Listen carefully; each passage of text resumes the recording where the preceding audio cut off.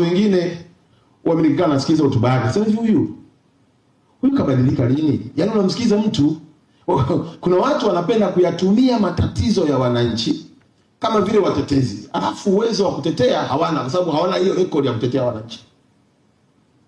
Sasa tunaelekea huko 2030, wataibuka watu wengi sana. Na mimi nataka niwaambie tu, mtu yoyote atakaye msaliti Daktari Samia Suluhu Hassan ambaye alituona, mimi binafsi nilipata bahati. Rais Samia aliniona nikiwa mtaani miaka 3 na miezi 6. Hata simu haiti. Unakaa na mkeo, unacheza na watoto, unajifunza mpaka na muda wa kuwapeleka shule. Mtu huyo amekuona, akakupa nafasi.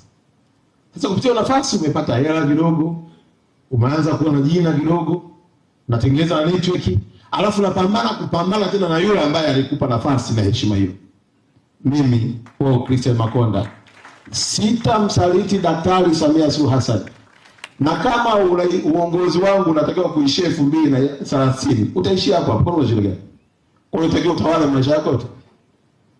Na ndio maana ukiona hao viongozi hawataki hata, yaani wanataka kujitenganisha. Hii ni serikali, yeye akae pembeni au ni sehemu ya wakosoaji wanaoikosoa serikali. Mheshimiwa Waziri Mkuu, umelibeba ili jukumu la kumtetea na kumpigania Daktari Samia Suluhu Hassan. Usikatishwe tamaa. Kama kuna askari ule naye ambaye amekamilika, ambaye hawezi kutafuta mtu wa kumsemea, ni mimi.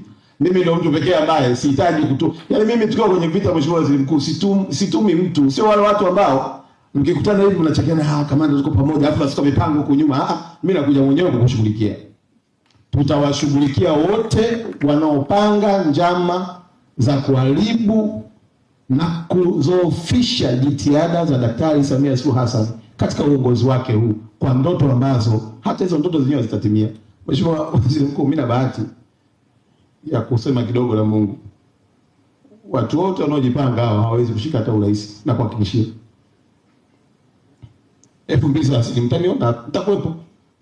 Na hii wekeni kwenye tena TBC, wekeni kwenye kumbukumbu. Hawapati.